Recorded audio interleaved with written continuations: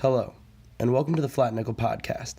This week, your hosts Hannah Nawa and me, Sam Fritz, talk to independent artist The Herd of Main Street. Jenna and Peter McKibben are the core of the Baltimore-based band The Herd of Main Street. Heralded Baltimore's modern-day version of the band by Fly magazine, the group curated their full-bodied sound over their past 5 albums. The husband and wife songwriters sat down with us to discuss their booking frustrations, unique fans, and their latest album, Heyday. First, let us set the scene. The interview picks up mid-conversation as we're talking about their comparison to the band. Hannah takes the lead in this interview as she booked the band to play at the Thought Lot. In the background, early on, you will hear a little bit of background noise.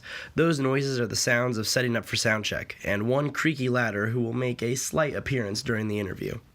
One interesting thing about this interview is that it takes place both before and after their performance, and the tone noticeably shifts between the two as well. With that, let's get into our interview with The Herd of Main Street. Because it's not a bunch of male voices, it's male and female voices, but I think what the band captures though is that they tend to get that term Southern rock, but you don't usually mention the band and the Allman Brothers in the same kind of vein. It's not like I love Skynyrd and the band. Yeah. But the band still conjures up so much of rural America that it becomes Southern rock. So I think that's why I really like that quote for us, because it's easy for us to say, oh, like someone says, what do you sound like? You rattle off these names of bands that you think people have heard of. Mm-hmm. But when in reality, I think that our thematic side is more of the Southern rock side than what we sound like. So I think that's a good quote. Do you think that the Southern rock that sort of genre has inspired a lot of your songwriting? Is that what influences you as a writer? I mean, very much. Southern rock to me, though, comes like, what's strange is I feel like Southern rock is born out of what actually took place in Bakersfield, California in the mid-'60s, because you get honky tonk and it's adding like twangier guitars and you're getting more drums and more of a backbeat to this country music. So all of a sudden guys that were down south in Georgia pick up on that and bring a rock and roll side to it. And soul music. Yeah, so I feel like that's where this like Southern rock is actually born out of the West Coast, and just the way it fuels into the country is how you get that, not cliche, but like what everyone knows as the Southern rock sound. Are the artists that you typically spend time listening to the same artists that are influencing your writing? Or like, are you listening to the band? Are you listening to Merle Haggard? Are those the sort of... I could say yes to almost anybody you mentioned. I listen to so much music. I mean, it's always around me. He works in a record store also, and we have like 3,000, 4,000 plus records in the house. But when it comes to, like you say, like it's someone just that on all the time. influences the writing side, I love to listen to a lot of soul music, but we don't really play soul music in the band or as the duo. But yet some of the lyrics of, say, someone like George Jackson, who worked with Clarence Carter, who I've been listening to a lot of lately, and it's definitely influences the words. And I think sometimes with music you can always pull something out of it, whether it's a rhythm, a groove, a feel, a lyric. And I think a lot of music that I listen to might not be in one genre, but I tend to look for those pieces to put together your own puzzle. Right, but I don't think for me, I don't think I get compared to people that I listen to on a regular basis. Like Warren Zevon is one of my all-time favorite songwriters, and never has anyone said, you know what you guys sound like? Yeah. But I wish they would. And I listen to a lot more like British Celtic-y stuff than what comes out, I think, in our writing, even in my own writing. But when people say we're a Southern rock band, I think they're accurate, but when I'm describing our band, I never say Southern rock, because I think it evokes something in some people that they think it's maybe like, you know, too rednecky for them or whatever. And even though I love Skynyrd and the Allman Brothers or whatever, I think it's, when you say the band or Americana, it shows that your palette goes a little bit deeper than the classic rock. What do you describe the sound as? I don't know. I think it's more of like a classic country band, or a classic rock in the real sense that it sounds like it's from the 70s. Yeah, the old, you know, old school. I definitely hear a lot of old school country in your guys' sound. I think that's what... When I look back at what I listened to, I don't think I have listened to anything from like after 1978 in a while. So Except Warren Zevon. well, yeah, the later Warren albums, but that definitely comes through, you know, in our writing. As far as the actual songwriting process goes for you guys, is there someone who normally approaches the other with like, hey, I have an idea? Is someone more in charge of lyrics than sound? Is that something that you collaborate on writing lyrics together? We really write our own songs pretty separately. I wish we and could just say that like present them. our house is filled with music, and it's a nice image to think of us sitting around And, like, the piano or the contributing guitar equally, but that's equally. not. Yeah. And I think when people say that they write together, it's never like that. It's never that like harmonious. I'm just sitting here playing a little guitar riff, and suddenly this inspiration just pops into your brain. Like I think one person always has like kind of the skeletal framework of the song, and the other person is helping arrange it or adding different parts to it. But Songwriting is just something he's a lot more prolific. that's than I think you am. can't really force. So sometimes when you do sit down with someone and say, all right, let's have a songwriting session, it can almost put this weight on you where you feel like Yeah. whatever happens has to be permanent. Like that something has to come out of this. And when it's a little more free and you wait for it to come to you, I think you get more creative than let's crank out this songwriting machine. It's more true to your vision. So you don't have to be democratic about it. You can be like, this is the song that I'm bringing to the table. What do you think I need to change about it? And like, I'll write one song for maybe every like 6 songs that he can just crank out, and they're all good. And I'll say to him like he's much more concerned and much better with lyrics than I am, because I'm a guitarist, so all I really care about is writing cool guitar parts. And I'll be like, well, how can I change these words to be more interesting, or just use him as like a thesaurus so that I don't sound too trite in the lyrics or whatever. I think you're trite. And there a you harsh go. word. That's a word that you would have come up with. And I think vice versa. I add more of the string arrangement type parts when your songs are brought to me. So that's kind of how. Do you it guys works. ever disagree about how you think a song should go? If you have, Oh, yeah.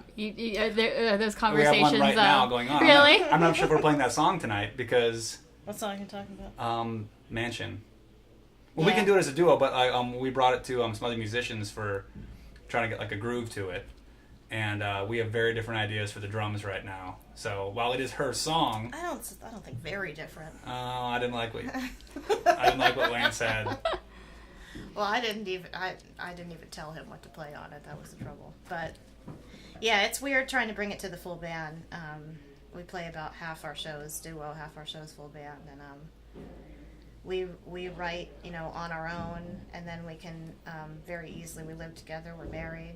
We know each other's brains, so we can rehearse it on our own very easily. When we bring it to them, it takes a lot more effort to get it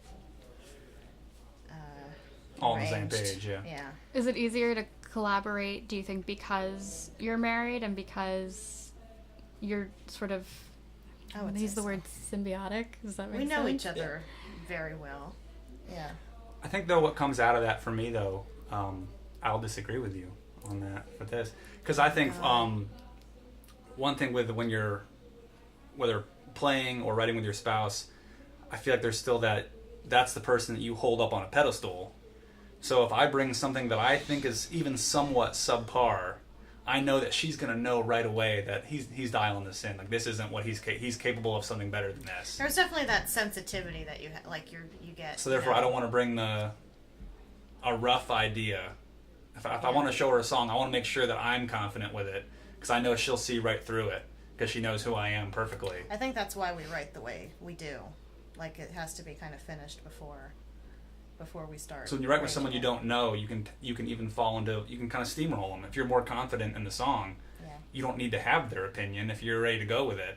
But when you write with someone that you're going to share your life with, I'm not going to steamroll like, you're wrong on this. Like, no, it's got to be a give and take, and I think that you really benefit from that give and take. But the good part about it is that you know each other's strengths really well, and you can start to write to those strengths. Like when I write, I know I don't like to sing on my own, would never want to have anything to do with singing unless this duo existed. Just because you have to fill in, you know, the space that's lacking with a full band. So when I write, I always make sure that there's lots of harmony parts for him or lead parts for him to sing so that I can just sit and play various string instruments.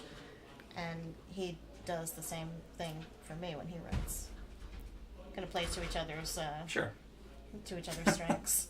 Is the singing thing something that you were sort of coaxed into as to be a part, not be a Yeah. part of the band, but as... I was definitely coaxed into it. I don't think I'm like bad at it or anything. It's just not something that I ever It's great like, having her aspired sing, to though. do. Having her sing too is because she hears harmony parts much more than I do, and I will tend to always, if you ask me to sing a harmony, I will go to the same one that I know how to do. I'll probably, what is it, a fifth or something like that. But she can hear different harmony parts that make the song more interesting, and it's a struggle for me to always learn those parts. But it definitely comes from her being able to hear the human voice better. Well, in general, I just hear harmony parts because I started out as a guitarist, and that's what I focused on for 10 plus years. So that's what I consider myself first a guitarist before a songwriter or a singer or anything else. So yeah, I definitely focus on, when I hear a song, I'm listening to the instrumental parts of the song primarily first, and then if the voice sounds okay, I'll focus on that the next time I hear the song. But definitely, I'm focused. I'm dialed in on the instruments. It's also, being a guitar player, much easier to pick out your harmonies because every Yeah. chord is a root, a Because third, you're and a playing fifth, harmony so all the you have- time. Even when yeah. you play lead, you play harmony. Exactly. So it definitely translates Yep. easier. One question and this harkens back way to when we started even talking about this, but you mentioned how when you listen to music, you kind of pick out puzzle pieces and take that into your own music. Do you do that on a song by song basis, or does that translate to an album? Do you kind of write a bunch of songs and then when you have an album that fits with all of them together, you put it together? I Or think the first process comes song by song, and then it comes down to, are these songs kind of telling their own story, or do I have an odd man out that needs to maybe hold off for the next puzzle, so to speak? And you kind of build up that song bank. And there might be a song that just hasn't felt right with a project, but I can sit on that. If I'm confident in that song, I'll know that it'll always be there. But it might get left out if it's not the right piece at the right time. You kind of see which ones have similar themes, and they end up being the ones that are put together on the album. Or for this last album, it just all kind of came together so quickly. Are either of you professionally trained, or are you both self-taught? I guess I can call myself professionally trained because I have a music degree, but I was self-taught long before I got that degree. So Self-taught. I don't know what the hell I'm doing half the time. yeah, But it works. I think I that's know what there's matters, is that it works. There's 10 holes on the harmonica. They make sound. I know which ones to put in the right order, but yeah. I think that kind of comes with the territory too. The southern rock sound is probably, I'd say, the most some guy in his basement just learned how to play guitar. Especially in modern music. I think with alternative rock, we're getting a lot of classically trained musicians coming into the industry. I think one of the best examples, though, is guitarist James Burton, who was a guy who was a in-demand session player, from playing on Suzy Q with Dale Hawkins to playing with Graham Parsons to Elvis Presley to Emmylou Harris. But yet this was a guy who worked in California as a studio musician, and they'd say, "Here, I need you to learn this." And he's like, "I can't read this chart." He's like, "I'll give you the James Burton sound, and I can play what you want." He's like, "But it's going to have to be from me listening to the song and playing it." And he stayed in, he's known today as one of the greats. That's a rare And that's thing to a happen. Southern gentleman. It was, like you said, it comes out of that. Like, yes, it's this, it can be considered the good old boy who can't read. At the same time, the guy's an artist. And I think there is a lot of that exists in that genre. And especially. nothing about being able to read music makes you a good musician or even an interesting musician. It's just a mathematical equation that some brains can understand and some brains haven't been taught yet. It's not difficult to do, and it doesn't translate any emotion at all. It's just literally, a framework of somebody else's piece. So being being classically trained isn't necessarily a good thing, especially when you're doing original music. One of the things, my dad is a banjo player. I know this. You don't, but one of the things that his teacher, Kevin Nida, who's a really just amazing banjo player, an all-around musician, but my dad can't, like, it was for him, it was very mathematical, it was very just black and white. Yeah. And his teacher kept saying to him, like, you have to have some sort of emotional feeling towards this, because you can tell when people are feeling the music that they're making, as opposed to... That's a great point, yeah. And I think there's definitely been, even in my experience, artists that they view it as just a job to get done. And when you're not emotionally invested in the things that you're creating, I feel like there's a disconnect with the audience. Yep. And I think you guys are really, I mean, my mother loves you. Just let's get that out there. My mother's obsessed with you. We love her. But the first time that they saw you at the festival that you played here, you were so enticing.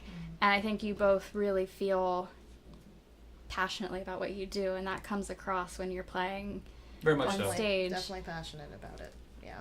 I think that's an amazing And I think thing. what helps with that, I mean, I'll go right into it, is this venue, too.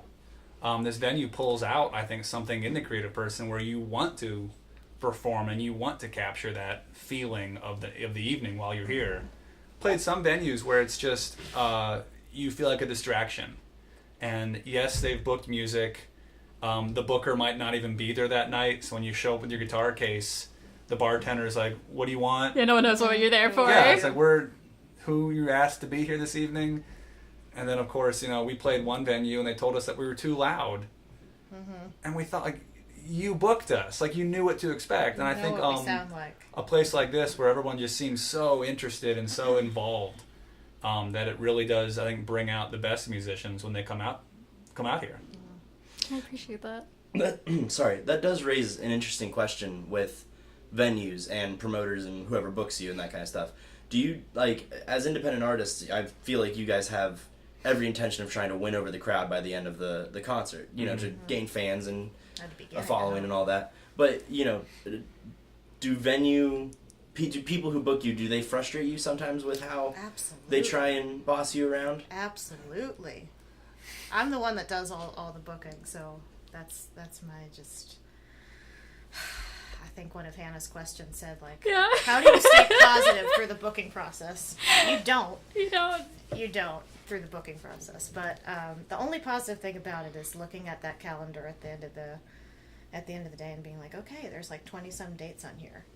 That's a real sense of accomplishment because of what you had to go through to get to it. But the way they annoy you is booking. The first thing I look at if a venue asks me to play is how many original acts do they have there on a regular basis. Because if it's mostly cover bands, I won't even entertain the thought of playing there. That's why the Thought Lot is so cool, because I know you guys appreciate original music, and that means a lot because it's just getting more and more rare to find that.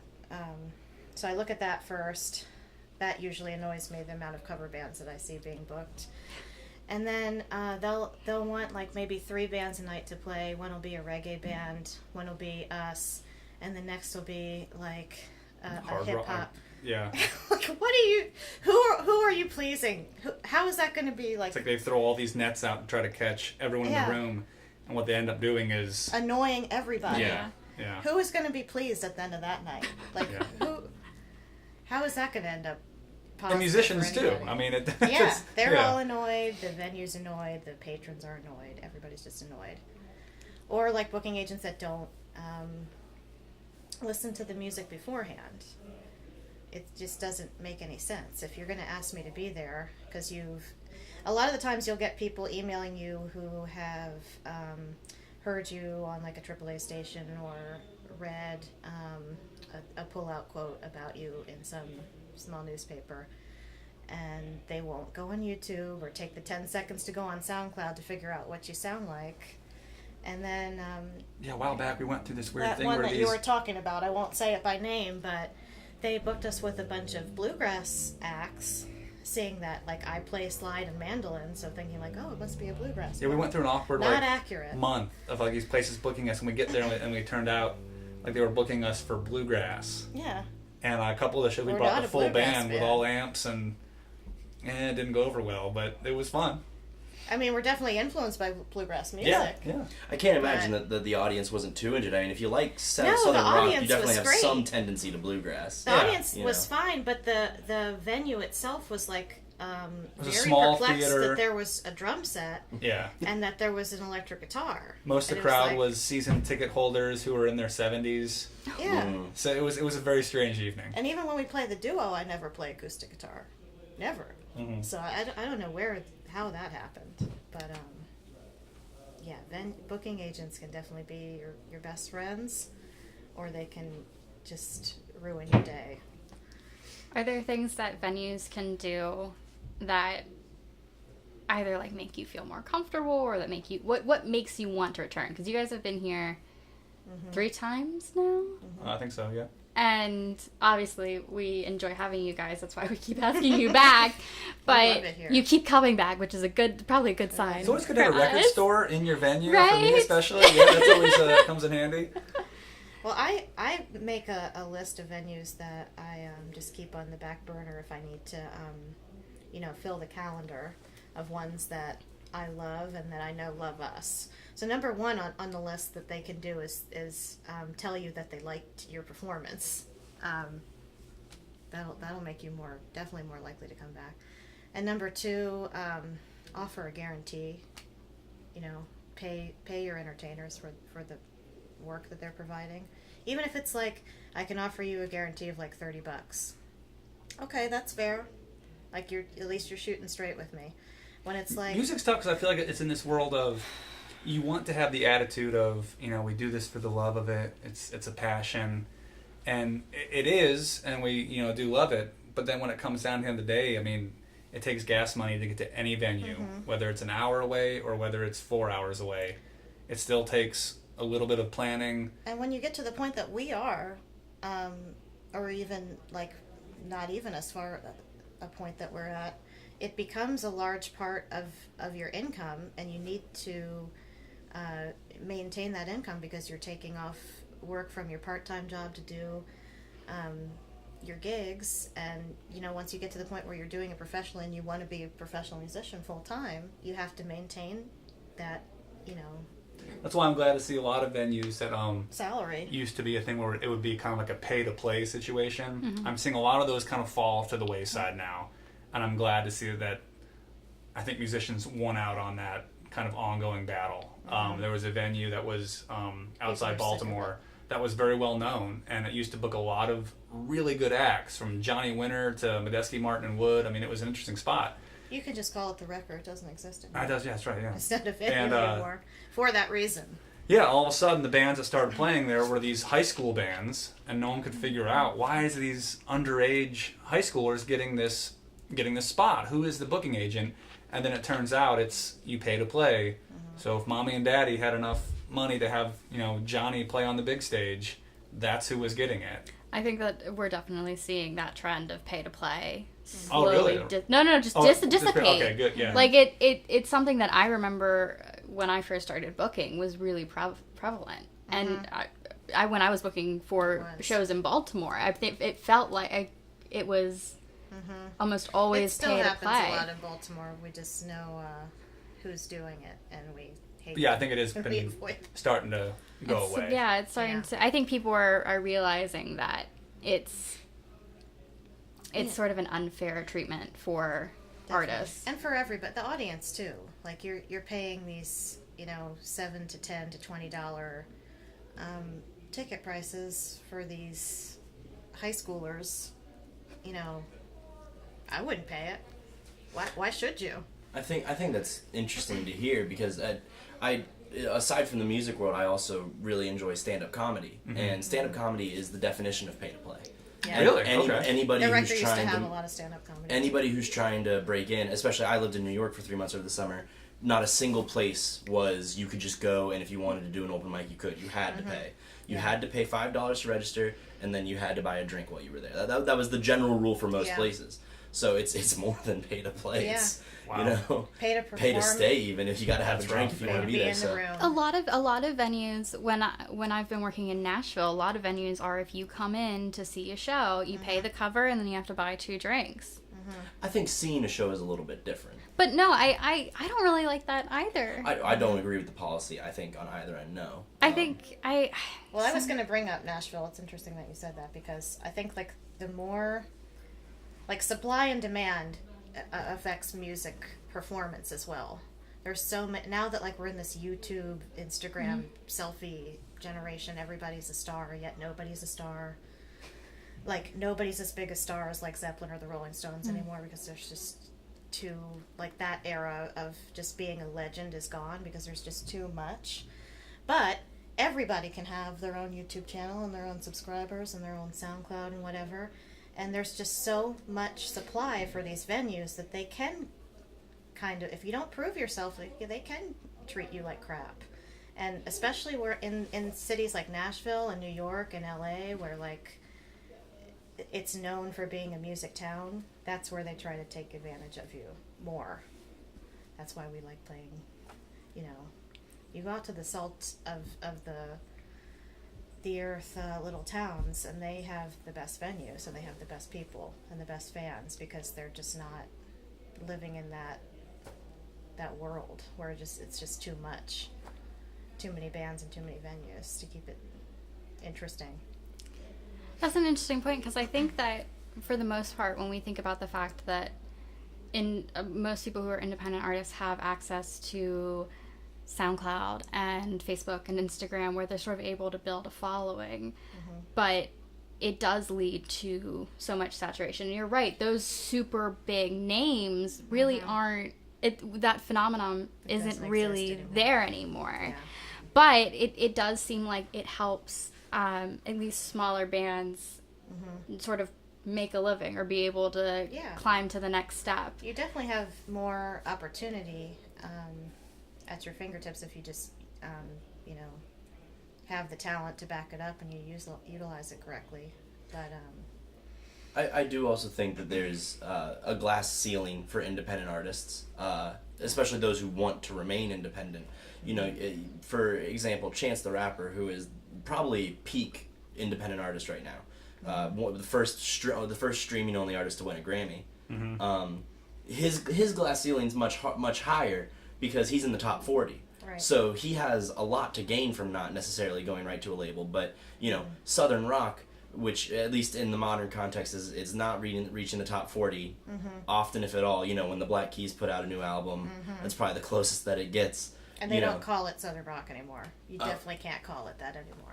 I think the Allman Brothers would disagree with that. Well, yeah, you can call them Southern rock. But anything. But if you're coming up as a new band, you're not cool if you say like, oh, we're Southern rock. We're a Southern rock band. That's just not. That's too old school. It's been done. It's not original enough. You have to say we're Americana because somehow that's the different. thing. Is Somehow that Americana means a different thing. But It doesn't. I think Americana is being very different from Southern rock. Like I view them as being two kind of separate genres. they I think are genres now. are always the curse of any To musical me, conversation. It's I all think. just rock and roll that's influenced by country music. That's something that It's gets also a very modern thing of, you know, back in the day, you had rock and roll, you had country, you had soul, and, you know, R&B, and that was, you know, about it. But even then, soul and R&B are almost like subgenres of each other. Now you've got a million different genres so just for many rock and roll. subgenres. Yeah. A friend of mine was a heavy metal fan, and I still love the genres he would tell me about folk metal. There's very much difference between Swede metal to like Norway metal. Like there was so many subgenres in the genre. The Norwegian death metal scene is, I mean, there's a documentary. Yes, Like it's a great documentary too. Vice Yeah. went over to Norway and just documented the whole thing. It's amazing because with Norway, they're actually a huge electronic scene over there. A lot of DJs come out of there, and then also their club scene is just death metal. Yeah. Love it. That's why I think like people need a genre so bad. Like they need to know like what is this? Tell me what it is by using as little as many words possible. And I think when you break away from that, I think you have much more of an experience with an art form. And I think whether you want to call it Southern rock or folk metal, like say there's a band playing tonight, tickets are cheap, come check it out, and find out if you like it or not. Don't base it on, Right. what do you call this music? Come on in and find out. And I think that's what the best venues do, is make it accessible to come on in and see what it's all about. Do you think that it's difficult for people to, because one of the things that we experience a lot is we can't get people to go see a band that they've never heard of. Oh, Is yeah. that, Yeah. like, I'm not crazy. This is a No, it's common true. occurrence. Think of what you have to compete with now, too. Yeah. Like- You can just sit on your whatever. You can binge watch an and entire watch season Netflix. something and You don't not- have to go anywhere. Like, going out is not a thing anymore like it used to be. You used to have, like, a musicians union, and they knew that every venue was going to be packed with people wanting to dance. Any genre, it didn't matter back in the day. And now it's like, Just many more options. you have to beg people to come out. And it's like they just want to hear you play, things that they already know. Covers. They want to hear you play They want to covers. hear you play covers, and even if they know some of your songs, they'll ask for specific songs of yours that they know that are, however many years old. I think our favorite one of that was we were in a venue and it was just the two of us playing, and a gentleman in the front there, he's having a good time, and he sees a mandolin sitting there, and he says, "Oh, you brought your mandolin? You gonna play 'Babe, I'm Gonna Leave You' by Led Zeppelin?" And we look at each other and we're like, "Wait, number one, I don't think there's a mandolin on There's that song." definitely not. So then, There's the definitely wheels are not. turning, and we said, "Okay, well, so no, I'm not gonna play that." He goes, "Well, I know how to play it." And he went to reach for his guitar, and I was like, "You're not gonna play it tonight." Like, And then he asked weren't if we knew hired. any songs by Rush. as Now, an acoustic duo. we're sitting there with an acoustic guitar and a mandolin, singing harmonies, and he asked for some Rush. And I mean, I think if you actually ask Geddy Lee that question, Right. maybe he'd be like, "Yeah, I can take this mandolin and play Yeah. Rush." Yeah, maybe. But that's such an obscure thing to ask. He was okay? just trying to be obnoxious, and he was succeeding. And he shortly left because nobody was getting the jokes. If But you then could we call played it that.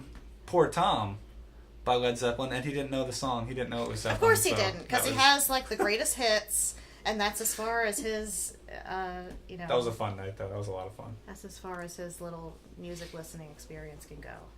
It's a fun little side question. Do you have more or less fun with the obnoxious fans? Like, more often or not, do they help you have fun with the show, or have you had more experiences? Because I know, as a big Jack White fan, every time he brings up a fan, he didn't like him. Yeah. If a fan was obnoxious at a show, he didn't like him. But for some, I know that they can play with it. Mac DeMarco loves fans that are being rowdy. Now, granted, that is kind of his aesthetic, but he loves fans that are being rowdy. I love it when they're rowdy and having a good time to my music. I don't mind Rowdiness being is good. loud. I think in the heat of the moment, though, My rule is if you scream at me, I scream at you. I had a guy scream Freebird at me, and I was like, "Really? Do you want to be that guy? Are you going to be that guy?" Like, I embarrassed him, completely embarrassed him in front of his friends, and he left. And I was like, "Good, goodbye. That's how you're going to be treated if you say that." It's 2018. Why is that still a thing that you want to I say? think the other side of that coin, though, is that is a person that came out. He So came therefore, out if and you're he trying wanted to to get get the, drunk, and he succeeded. if you want to have a full house, you just deal with it. He was also And it screaming, does make for a good story afterwards. So I "Play think you have Zac to Brown." kind of just take it all in stride and remember why you're there in the first place. And when he left, if they can leave at the end of the night and wave goodbye to you, I mean, that's someone who listened at least, and they just listen in a different way. And I think it all just becomes part of the story. I'm not like that at all. I don't like obnoxious fans. I feel like you and I could also go have a very long tangent about cover Yeah. bands in Oh, general. God. Like, Why do that's- it? What's the point? At this point in the interview, we took a break so that the Herd of Main Street could begin their performance. Afterwards, we retired back to the green room and wrapped things up. You can noticeably see how all of us are a lot more comfortable with each other now that the performance has gotten out of the way. Pull up these questions. Now it's a lot more relaxed. I've had some chips and guacamole. There We're you go. post performance. we had a fan serving us wine the whole night. Did we were you? sitting there. God. Yeah. So. You know what? God bless EG, because Yes. she is like Now we got to get EG's permission. She would give it. I literally went up to her and I was like, "Hi," and she's like, "Are you hungry?" "Yeah, I Give wanted me snacks. food." Please give me food." That was gourmet Oh yeah, they're like She said, "Here's food. Appetizers. Here's wine. Oh. By the way, I played tambourine with Led Zeppelin. Have a nice night." And she was talking about like who was the other band? That was Country ridiculous. Joe, Grateful Dead, Muddy Yeah. Waters. Yeah. Mm-hmm, yep. Guy who I used to work with claimed to Now play. you need to get all those people's permission to I won't use his name, All but up if he ever Muddy hears Waters. this, he'll love it. But he always claims that he played harmonica with U2. I believe him. The guy's the biggest U2 fan in the world. I'm sure he found his way on stage Do one they way have or many another. I was gonna say, I can't think of a song that has harmonica on it for you two, but You know what? he was the guy, though. If you hear it, he's I'll, the Yeah. guy. I'll text him He's after the this, one and I'm sure harmonica he's player. gonna have a full story about it. He's Fair enough. one of the as far as interviews. I'd love to interview him too because he's got a story for everything. That's great. That's, Yeah. I like though that when people are listening to this, they're very distinctly going to be able to tell what we recorded when we were still nervous and like unsure of what we're doing, and now it's like fans are serving you wine and we're just chilling out in the green room, and it's a lot more relaxed, and I probably sound a lot more like my normal self rather than I'm this timid little mouse that's afraid of the world. It'll be a good, advertisement for going to see live music. Yeah. Exactly. You know, you Wow. never know who's going to give you chips and guacamole. Yeah, You go know? out, eat food, Yeah. hear things. I guess I mean to lead back into the questions of things. You gotta ask some of them eventually. Eyes. Do house shows give you guys that kind of this? Because I'm assuming that we're all having the same warm feeling right now post show, right? Is that typical of a house show for you guys? Or I mean, I guess You calling us a house show? yeah, this is not a house show. Yeah. I'm sorry. Do I Do you just guys got play done- house shows for starters? I have never played. I have stayed away from house I don't- shows. I just got done writing a piece, which is why Yeah. that keeps coming out of my mouth. Okay, yeah, I've stayed away from it because I feel like, I play at my own house, and that's a house show. So if I want to go out and play, I want to play in front of some strangers, have some fun, see a different venue. I want to treat myself if I'm going to be treating other people as well. So we don't do the house shows, but some I just feel venues like you there pack aren't up that many either. and you get that cold feeling. Like I think we talked earlier about how if the booker's not there, the venue doesn't know you. And sometimes you leave with this awkward question of, okay, well, everybody have a nice time. But when Guess it I'll comes get to a an venue email like tomorrow. this, you leave with people actually talking to you and telling you their experience and maybe sharing a story with you, and it just really brings it all together, and it's nice. If you guys have if you have one of those shows where bookers don't show up, do you guys ever have a problem with getting paid? No, but the booker then has to email us and say, hey, by the way, set up your PayPal account and pay me for booking you, Yeah. even though I didn't come to the show. There's a booking fee sometimes. Yeah. Wow, I've Yeah. never heard of that. Yeah, that's a thing. A couple Maybe breweries it's a have been Maryland doing thing. that, yeah. but- I had a It's a brewery. thing. The booker didn't show up and didn't pay us until 2 Oh weeks my later. God. I had to go drive back to the venue. Yeah, I've never had that. In my experience, when there is a booking fee, it's really easy to get paid, and usually the guarantee is larger. But it's still kind of like I had a guy email me the other week, like, yeah, the owner told me the gig went really well. That's really good to hear. And he emailed me that at 12:30 at night, and I realized it was him nudging me like you haven't By the way, Like, you by haven't the sent my way. fee to the PayPal yet. Do you But, guys play what do you guys play the most of? Do you guys play a lot of breweries? Do you guys play a lot of right now it seems like the venues? brewery, there's so many small craft beers going on right now, and a lot of these breweries are so anxious to have people, and it's a draw. And that's been kind of the way I think if I were to recommend anything to a band starting out or even a current band, Yeah. breweries are great. There's usually a guarantee, it's a built-in crowd, the beer is flowing, people are in a good mood.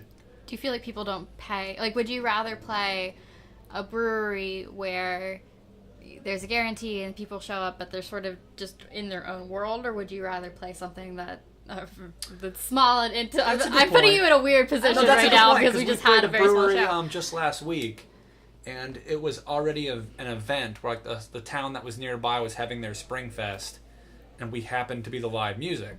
So we go in there, and people are kind of like, why are these people carrying amplifiers? What is this? And they didn't know. So then you kind of feel like you have to kind of win them over. And I feel like, though, that's not hard to do when people are already having a good time. So that's okay. But, yeah, there are those times when I feel like, I would much rather play a music venue. yeah, like even tonight. I mean, I feel like when I sing a verse that I'm proud of, people are listening to it. Yeah. And they're picking up on that. And they want to know, hey, tell me about that verse. And that's much more gratifying as an artist than it is just to play background music to a bunch of drunk folks. But I also I wouldn't classify any of those brewery gigs as background music either. Like it comes down to your talent. If you're good enough to draw them in, then they will listen to you, whether you're meant to be sitting there eating dinner or not. You know, that's my experience. You might have to Yeah. work a little bit harder at it, but it gets the job done. I mean, very very rarely have I walked away from a gig feeling like nobody was paying attention. Maybe once or twice. I mean, yeah, it happens, but it doesn't happen very often. I feel like not much anymore. No, not at all, yeah. Your question's about the songwriting question, and I had a really hard time with that. Yeah? Because I love music so much, and I listen to so much music, that I was like, I want to have a great answer for this. But then it came to what so many songwriters have said, where it's an idea just strikes you. Like there's a story about when Johnny Cash and Roger Miller were on tour together. Roger Miller said to the van, "Pull over." And the van pulls over, and he runs out to a tree off the side of the road. And within 20 minutes, he writes down the lyrics, "The King of the Road," his biggest hit, and gets back on the van.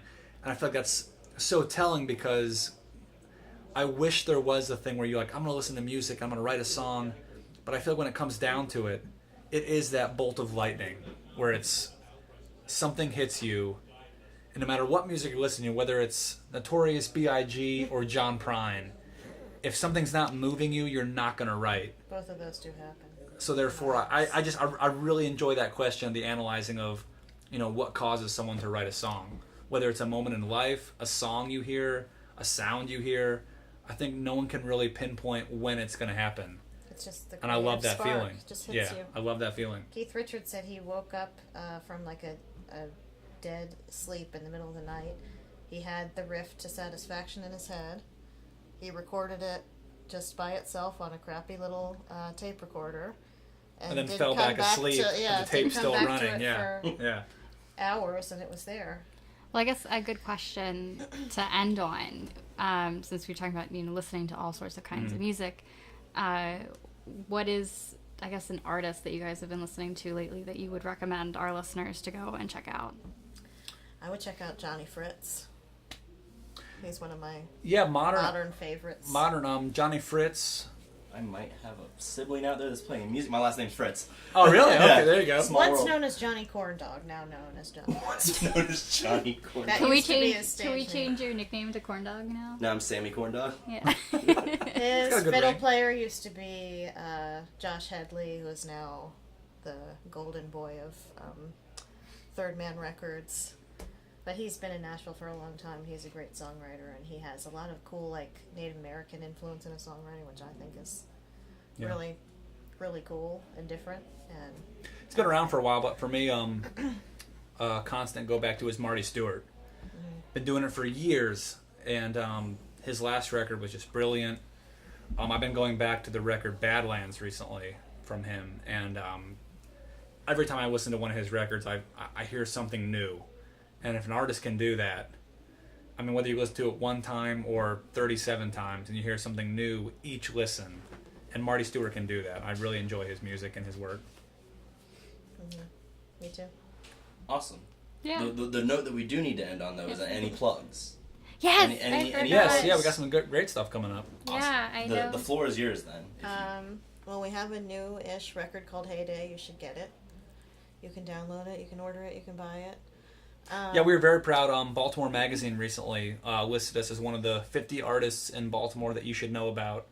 And they said it was great because it was like any track off of Heyday, go for it. So we were very happy to hear that, because that record means so much to us. I'm sure Baltimore Magazine will appreciate the publicity, too. There you go. And then in the Pennsylvania world, we're coming back to town soon for the Glen Rock What's that called? Arts and Brew Fest. Arts and Brew Fest, yeah. And then Trifecta, right? Yep. That's coming up. And then Trifecta's in Baltimore. Yeah, that's a It's kind actually of a in Timonium. food truck festival meets music. That should be a lot of fun as well. Yeah. There's just one thing that I know that we forgot to throw in. Is Throw it you guys have to retell the story of your time in Indianapolis. Oh, opening for Oh. the best Gene blues guitar Deere. player well, in to Indianapolis. go back to that Gene though, Indianapolis for us was Deere. one of the first time that the whole band rented a vehicle, packed it up, and went out of state. So it was a lot of fun. It was a very new experience for us, and we were just on cloud nine the whole time. And we get to this place called the Rathskeller, and it's like this castle-looking, just Gothic architecture. It was Old-time beautiful. German beer garden. And they treated us really well. They made us feel at home, and then the audience was having a good time. But all of a sudden, this guy walks up to me, and he's real serious. He says, "Do you know that tonight you're playing with Gene Deere?" Opening for Gene Deere. Yeah, I said I didn't know We that. didn't get the privilege I didn't of get that, playing yeah. with him. But And he tells us, "Well, Gene Deere is the best blues guitarist in all of Indiana." Now, I don't know if that's a competitive field or not. I don't know if there's many blues guitarists in Indiana, but I think the flyer to that show He is was still in the beloved. trunk of my car, yeah, and he it just saved it brings me good luck to this day. Oh my gosh. I hope to cross paths with Gene once more. Gene looked like a regular 50-year-old guy with a Stratocaster and long It was a hair. good set. Sounds like a regular 50-year-old guy. Sound- Sounds like the definition of Indiana. Sounds like the best blues guitarist in all of Indiana to me. I mean, he's definitely he looked the part. For the people listening, I want them to know that I have the right to make that claim being from Indiana. Fair enough. Fair enough. Look up Gene Deere. But that was our first, like I said, trip out of state, and we just really look forward to, each mile that we take as a band and as a musician, and it's gonna be a fun ride. Anything else? No, I think good to wrap right. up. Basically, I'm just going to fade out of this. Thanks for listening. This concludes the very first episode of the Flat Nickel Podcast with our guest, The Herd of Main Street. Please come back in the future and tune in again.